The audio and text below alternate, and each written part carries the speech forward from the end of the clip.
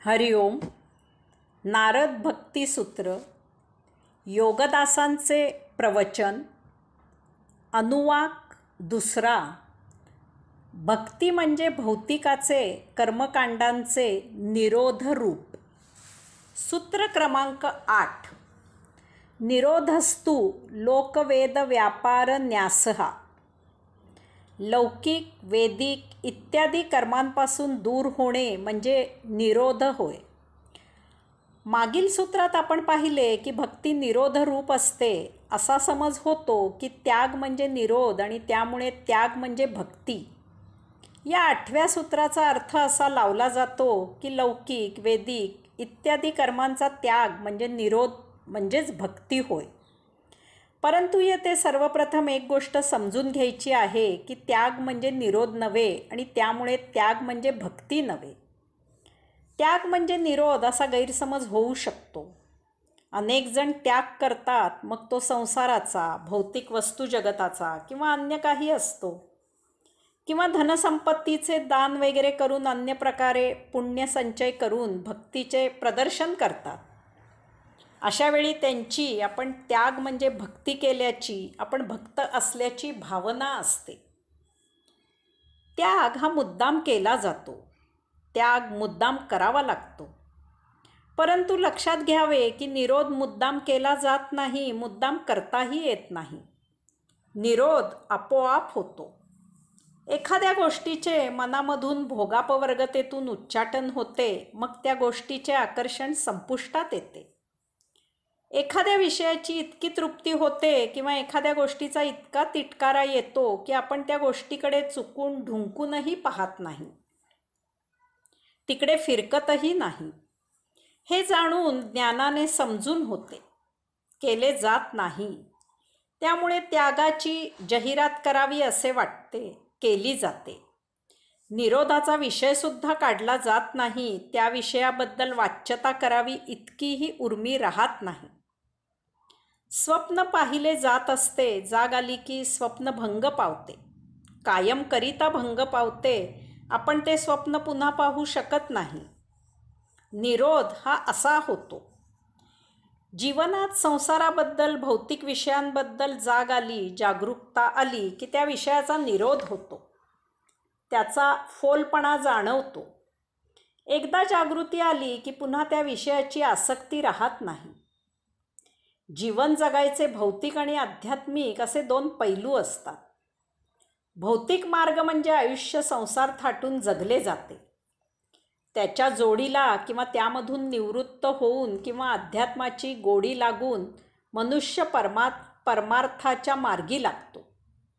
म्हणजे संसारातून वेळ काढून किंवा संसारातून दूर होऊन तो पूजा, अर्चा, भजन, पूजन, यज्ञ, याग वगैरे करू लागतो. हे 2 पैलू दिसायला भिन्न दिसतात, परंतु दोन्हीमध्ये एक समान गोष्ट आहे. ती म्हणजे भौतिक संसार किंवा आध्यात्मिक मार्गी पूजा, अर्चा, भजन, पूजन, यज्ञ, याग हे आयुष्य जगण्याचे बाह्यांगी मार्ग आहेत. भौतिक संसार यालाच येथे लौकिक असे म्हटले आहे. भजन, पूजन इत्यादीला वैदिक असे म्हटले आहे. या दोनही मार्गातील फोलपणा जेव्हा ध्यानी येतो आणि या दोन्हीमधून जेव्हा अंतःकरणात निरोधावस्था येते, तेव्हा भक्ती रुजते. बाह्य गोष्टींमधील कामना, वासना नष्ट होते आणि ती निरोध होऊन येथे फक्त परमात्म्याचा सेवाभाव जागृत होतो, तेव्हा भक्तीची सुरुवात होते. अशा निरोधावस्थेला भक्ती म्हणतात. अशा निरोधावस्थेत जेव्हा परमात्म्याची पादसेवन भक्ती सुरू होते, तेव्हा पूजा, अर्चा, भजन, पूजन, यज्ञ, याग याची गरज राहत नाही. हे सर्व सुरुवातीला करायचे सोपस्कार आहेत. एकदा का अंगी भक्ती भिनली की याची आवश्यकता उरत नाही. दानधर्म ही धनिक वळिकांची दिखाऊ भक्ती वाटू लागते. परमात्मा भक्ती काही धनिक वळिकांसाठीच नाही. जो दान किंवा त्याग करू शकतो, त्याच्याजवळ दान करायला किंवा त्याग करायला काहीतरी असते, तेव्हाच तो या गोष्टी करू शकतो. मग ज्यांच्याजवळ हे नाही, त्यांनी काय करायचे? त्यांना भक्ती मार्गाची वाट उघडणार कशी? यासाठी समजून घ्यावे की दान त्याग हा भक्तिमार्ग नव्हे. संसार किंवा कर्मकांड यांच्या अतीत निरोधा अवस्थेत भक्तिमार्गाची सुरुवात होते. एकदा का ज्ञानाने परमात्म्याची गुह्य गुहा उघडली की बाह्य गोष्टींचा फोलपणा जाणवतो, त्यांची आवश्यकता उरत नाही. कोणत्याही सोपस्कारांशिवाय कर्मकांडांशिवाय आपण त्या गुहेत प्रवेश करून परमात्म्याच्या पायापाशी लीन होऊन सेवेला बसतो. एक अगदी साधे रोजच्या जीवनातील उदाहरण पाहूया. आपण आपल्या आईजवळ संपर्क साधायला, संवाद साधायला, तिच्याशी बोलायला दुभाषाची किंवा मध्यस्थाची मदत घेतो का? अर्थातच नाही, हेच त्याचे उत्तर आहे. आपण त्या परमात्म्याचाच अंश आहोत. त्याच्याशी संवाद साधायला सोपस्कारांची, कोणा मध्यस्थाची आवश्यकताच नाही. आपण आणि परमात्मा यामध्ये भौतिक भोगापवर्गता हाच एकमेव अडथळा असतो. तो निरोधाने दूर झाला की परमात्म्याचे द्वार उघडते. अहंकार, अहमन्यता, भौतिक वस्तू जगताची कामना, वासना यामध्ये आपण इतके गुंतून असतो, अडकून असतो की आपल्याला परमात्म्याचे विस्मरण होते. भौतिक जगतातील देहादी इंद्रियांना सौख्य देणाऱ्या वस्तू जगतात आपण इतके रममाण झालेले असतो की आपण परमात्म्याचा ठाव ठिकाणा विसरून जातो. अनेक जण परदेशात जातात. तेथील भौतिक वैभवाने ते इतके दिपून जातात की मग ते आपल्या घराला, तेथील माणसांना, मातृभूमीला विसरून जातात. इतकेच नव्हे तर आपल्या मातुलाची टिंगलटवाळी करू लागतात. डोळ्यावर भौतिक वैभवाचे तकलादू झापड येते. अशांचे ऐकून तेथे अजून न गेलेलेही येथेच मातुली स्वगृही बसून स्वतःच्या मातुलाला नावे ठेवतात. अज्ञानाने सुखसमृद्धीच्या कल्पना बदलतात. यामधून जेव्हा एखादा झटका बसतो किंवा एखाद्या क्षणी ज्ञानाचा उजेड पसरतो, त्या दिवशी त्या भौतिक विश्वातून जागृती येते. अशावेळी मातुलाची आठवण होते, निरोधावस्था प्राप्त होते. रस्ता माहीत असतोच, फक्त त्या मार्गाने चालायला सुरू होण्याचाच अवकाश असतो. हा भक्तिमार्ग सरळ परमात्म्याच्या द्वारी पोचवितो. हे सूत्र सांगत आहे की लोकापवाद, जनसामान्यांमध्ये प्रतिष्ठा म्हणून करत असलेले व्यवहार इत्यादीमधून आपण जेव्हा कायमकरिता दूर होऊ तेव्हा निरोधावस्था प्राप्त होते आणि तेथेच भक्ती सुरू होते. स्वतःच्या समजुतीने लौकिक कर्तव्य म्हणून लोक काय म्हणतील, जनरीत इत्यादी म्हणून आपण अनेक गोष्टी करत असतो. त्याचा आपल्या जीवन जगण्याच्या दृष्टीने काहीही संबंध नसतो. त्याचा आयुष्य जगायला उपयोगही नसतो. एवढेच नव्हे तर त्याशिवाय आपण कदाचित जास्त आनंदाने जगू शकू, परंतु आपण हे सर्व करत असतो. येथे एक मूलभूत गोष्ट लक्षात घ्यायची आहे की लौकिक प्रतिष्ठा ही मानसिक गोष्ट आहे. यामधूनच अहंकार, द्वेष, भ्रामक प्रतिष्ठा, स्वर्ग, नरक इत्यादी गोष्टींच्या कल्पना रंगविल्या जातात. त्या प्रत्यक्ष अस्तित्वात नसतात. हे सर्व मानवी मनाचे खेळ आहेत. यामागे माणसाची सतत आणखी हवे ही आसक्ती आणि कायम असणारी अतृप्तता हेच महत्त्वाचे कारण आहे. माणसाचे नुसते जगून समाजात राहून भागत नाही. त्याला नेहमी असे वाटत असते की हा समाज, हे जग माझ्यामुळे चालते. मी नसेन तर सर्व काही ठप्प होईल. यासाठी तो आपली लायकी, आपली उपयुक्तता समाजाला सतत दाखवत असतो, सिद्ध करत असतो. अशावेळी त्याला प्रतिस्पर्धी तयार होतात, कारण प्रत्येकाला पुढारी होणे आवडते. स्वतःची प्रतिष्ठा जपण्यासाठी त्याला एकतर ती खूप उंचवावी लागते किंवा इतरांची प्रतिष्ठा धुळीला मिळवावी लागते. दुसरा करत असलेले त्याला अयोग्य वाटत असते.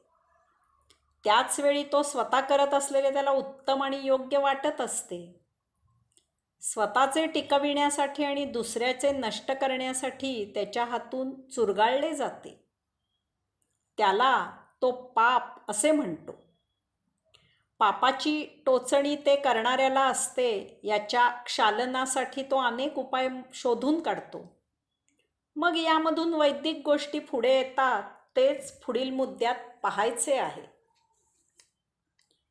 हे सूत्र पुढे सांगते की आपण जे कर्मकांड वैदिक विधी करत असतो त्यापासून आपण जेव्हा कायमकरिता दूर जातो त्याला निरोधावस्था असे म्हणतात आणि तेथेच भक्ती सुरू होते.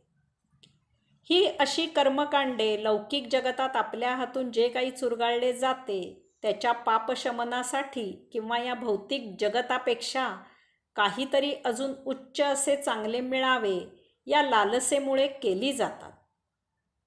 येथेही माणसाचा हव्यास, त्याची अतृप्ती आणि अहंकार खतपाणी घालत असतो. आपल्या विरुद्ध कोणी काही करत असलेले पाप असते, तसेच आपल्या काही नीतिमत्तेच्या कल्पना असतात. आपल्या हातूनही पाप होत असते. असे काही झाले की त्याच्या शिक्षेची तरतूद माणसाने करून ठेवली आहे. ती शिक्षा देण्याची जागा म्हणजे नरक. तेथे महाभयावह शिक्षा मिळतात अशी त्याने समजूत करून घेतली आहे. त्याच्या उलट काही चांगले झाले की त्यामुळे पुण्य मिळते अशी त्याने समजूत करून घेतली आहे. या पुण्याचे बक्षीस मिळण्याचे ठिकाण त्याने निर्माण करून ठेवले आहे. त्याला स्वर्ग असे म्हणतात. आपल्या कल्पनाशक्तीला ताण देऊन माणसाने नरकात भोगाव्या लागणाऱ्या अनेक भयावह शिक्षा शोधून काढल्या आहेत. उकळत्या तेलात तळून काढणे, खलबत्त्यात कुटून काढणे वगैरे. तसेच सुरस, मोहक आणि प्रलोभनीय अशी बक्षिसे स्वर्गात मिळवण्यासाठी शोधून काढली आहेत. साधारणतः जे पृथ्वीवर राजरोस मिळत नाही, उपलब्ध होत नाही, असे सौख्य स्वर्गात मिळते अशी समजूत त्याने करून घेतली आहे. येथे सभ्यपणाचा बुरखा असतो. यास्तव स्वर्गात त्याने अप्सरा, मेनका, उर्वशी या विश्वाच्या अतीत सौंदर्य असलेल्या चिरतरुणींची नेमणूक कामवासनेसाठी केली आहे. तेथे अमृत प्यायला ठेवून तेथून मरणाची उचलबांगडी केली आहे. यातून आणखी काही हवे असल्यास जे मागाल ते त्वरित देणारा कल्पवृक्ष निर्माण केला आहे. मोठ्या मौजेची गोष्ट म्हणजे नरकात खितपत पडायला होऊ नये यासाठी तो पाप करणे न सोडता स्वर्गात जाण्यासाठी तो पुण्य संचय करायला प्राधान्य देत असतो. त्यासाठी तो कर्मकांड करून दान त्याग करू इच्छितो. या सर्व कल्पनारम्य जीवनाचा निरोध म्हणजे भक्ती. या सर्वाच्या अतीत परमात्मा आहे. हरिओम.